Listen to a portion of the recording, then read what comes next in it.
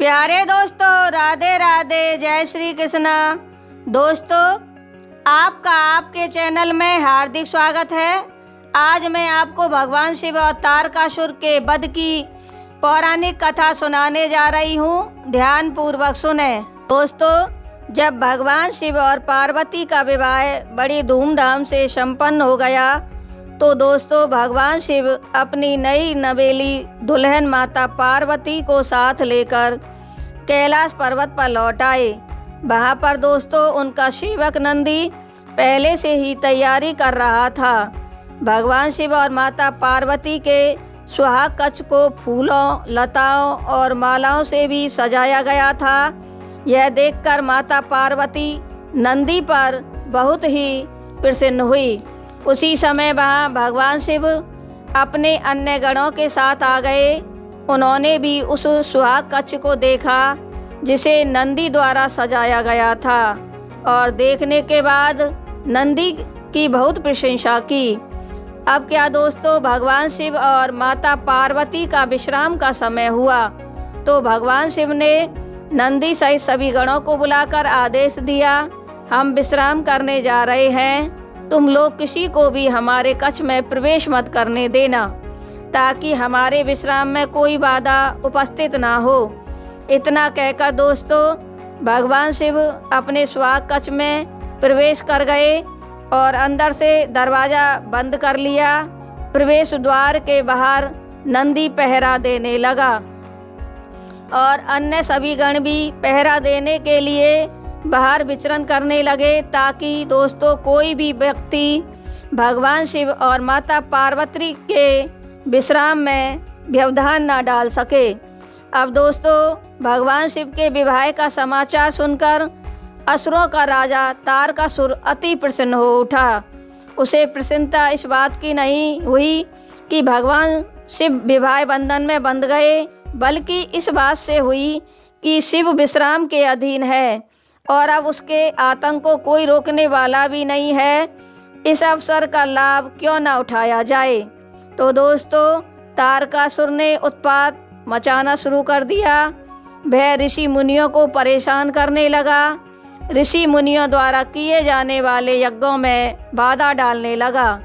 यहाँ तक कि वह हवन सामग्री आदि को भी फेंकने लगा। देवताओं को तरह तरह से सताने में आनंद लेने लगा। देवता तारकासुर के उत्पातों से परेशान हो उठे और तारकासुर ने देवराज इंद्र के सिंहासन को भी छीन लेने का निश्चय किया। दोस्तों देवताओं को जब तारकासुर के इस निश्चय का पता चला तो देवता सोचने लगे, तारकासुर यदि देवराज बन गया तो देवताओं को इसका सेवक बनकर रहना पड़ेगा और तीनों लोकों में असुरों का आतंक व्याप्त हो जाएगा। इस स्थिति में धर्म का अंत निश्चित है। दोस्तों इस भयानक स्थिति को देखते हुए देवता संसार के रचयिता ब्रह्मा जी के पास पहुँचे। सभी देवताओं ने ब्रह्मा जी से प्रार्थना की, हे भगवान, आप ही हमें बचा सकते हो और धर्म की रक्षा कर सकते हो। तो दोस्तों भगवान ब्रह्मा जी बोले, हे देवो, तारकासुर के आतंक पर अंकुश लगाना मेरे बस की बात नहीं है।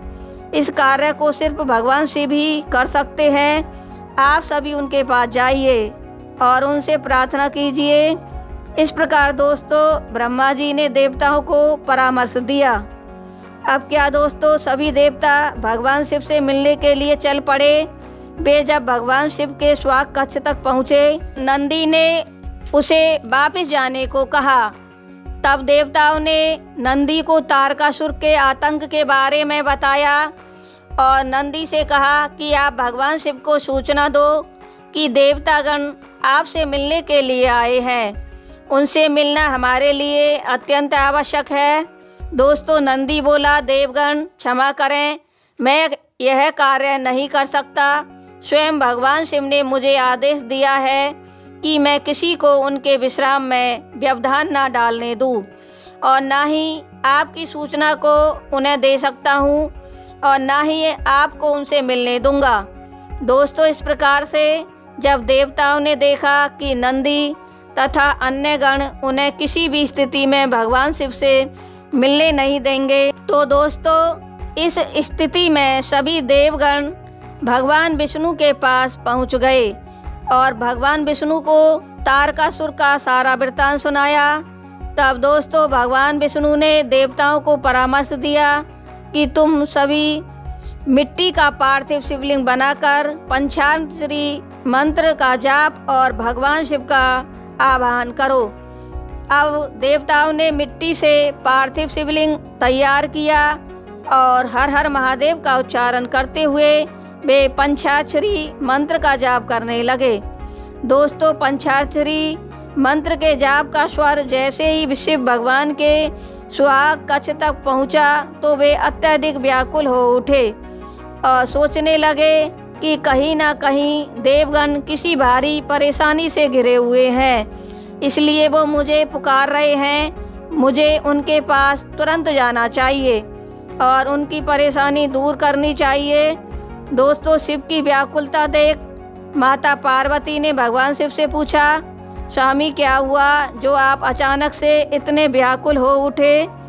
भगवान शिव ने माता पार्वती से कहा, हे देवी, मेरे भक्त मुझे बुला रहे हैं, वो किसी न किसी परेशानी से घिरे हुए हैं, इसलिए देवी वहाँ मुझे तत्काल जाना चाहिए। दोस्तों, माता पार्वती ने पूछा, प्रभु कौन है ये भक्त लोग, क्या अभी तत्काल जाना आवश्यक है? दोस्तों, भगवान शिव माता पार्वती से कहने लगे, हे जग कल्याणी, ये सभी भक्त देवगण हैं जो संभवतः किसी संकट से घिरे हुए हैं और वो मेरा पंचाक्षरी मंत्र का जाप कर रहे हैं और मेरे नाम का उच्चारण कर रहे हैं, इसलिए देवी मुझे वहाँ तत्काल जाना है, उन्हें मेरी सहायता की आवश्यकता है। इस प्रकार से दोस्तों, माता पार्वती भगवान शिव से बहुत ही चिंतित स्वर से बोली, जैसे उन्हें आपकी आवश्यकता है उसी प्रकार से मुझे भी तो तुम्हारी आवश्यकता है। यदि आप मेरी सुहाग सैया को छोड़कर चले जाओगे तो प्रभु ये आपका मेरे प्रति अन्याय होगा। मैं जानती हूँ कि आप किसी के प्रति अन्याय नहीं कर सकते, आपका वहाँ पर इस समय जाना उचित नहीं होगा। अब क्या दोस्तों, माता पार्वती की बात को सुनकर भगवान शिव सोच में पड़ गए और भगवान शिव के लिए धर्म संकट की स्थिति पैदा हो गई। अब भगवान शिव सोचने लगे कि यदि मैं देवताओं के पास नहीं जाता हूँ तो शरणागत की रक्षा न करने का दोषी बनूंगा और यदि पार्वती को छोड़कर जाता हूँ तो पति धर्म से विमुख होने का पाप लगेगा। अंत में भगवान शिव ने कुछ विचार किया और वे कक्ष से बाहर निकल गए। जब दोस्तों देवताओं ने शिव को देखा तो वे भगवान शिव के जयकारे लगाने लगे। तब भगवान शिव ने देवताओं से पूछा कि देवगण बताइए कि आप लोग मुझे क्यों पुकार रहे थे। देवताओं ने शिव से प्रार्थना की कि प्रभु तारकासुर के उत्पातों और आतंक से हमारा जीवन दुर्बल हो गया है, कृपा करके आप वहां चलें और तारकासुर का वध करें। तो दोस्तों भगवान शिव उन देवगणों से बोले कि हे देवों, मैं तो अभी आप लोगों के साथ नहीं चल सकता हूँ, आप लोग ही खुद उपाय सोचें। दोस्तों इस प्रकार की बात को सुनकर देवताओं को बहुत आश्चर्य हुआ और देवतागण मन ही मन में भगवान विष्णु का स्मरण करने लगे।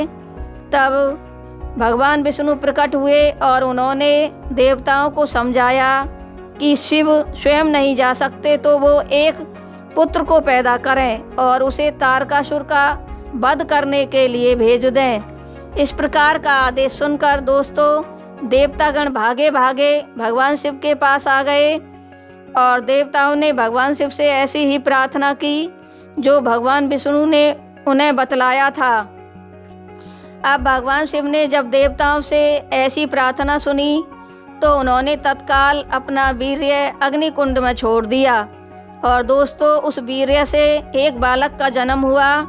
जगत के रचयिता ब्रह्मा जी ने स्वयं उस बालक की जन्म कुंडली बनाई और उस बालक का नाम कुमार स्वामी रखा गया। इस बालक ने कालांतरों में असुरों का वध करके देवताओं को संकट से मुक्ति दिलाई जब दोस्तों माता पार्वती को इस बात का पता चला कि शिव ने देवताओं के कहने पर अपना वीर्य अग्निकुंड को समर्पित कर दिया है, तो वो बहुत ही क्रोधित हो उठी और उन्होंने देवताओं को श्राप दे डाला। हे अकर्मण्य देवताओं, आपने एक नवविवाहिता पत्नी की सैया से उसके पति को बुलाकर उससे वीर्य का दान मांगा है, अतः मैं आप लोगों को श्राप देती हूँ कि आप सभी देवगण कभी संतान का सुख प्राप्त नहीं करें। इस प्रकार से दोस्तों देवी पार्वती के श्राप से सभी देवता थर्रा उठे। उन्हें इस अनहोनी का पता नहीं था और सभी देवगण भगवान शिव से प्रार्थना करने लगे कि वो माता पार्वती के क्रोध को शांत करें और देवताओं को माता पार्वती के श्राप से मुक्ति दिलाएं। दोस्तों जब भगवान शिव ने इस प्रकार की प्रार्थना देवताओं से सुनी तो वो बड़े ही उदार भाव से बोले कि हे देवों, मैं इस देवी के श्राप में कुछ नहीं कर सकता, इसके लिए आपको देवी पार्वती की ही पूजा अर्चना करनी होगी, तब वो प्रसन्न होकर अपने श्राप को वापस लेंगी, तभी आप लोग उनके श्राप से मुक्ति पा सकते हैं। अब क्या दोस्तों, देवताओं ने माता पार्वती को प्रसन्न करने के लिए तप आरंभ कर दिया और अंत में माता पार्वती उनके तप से प्रसन्न होकर प्रकट हुई और देवताओं को क्षमा करते हुए उन्होंने कहा कि जब मुझे और शिव को संतान प्राप्ति हो जाएगी तो तुम सभी देवगण उस समय मेरे श्राप से स्वतः ही मुक्त हो जाएंगे।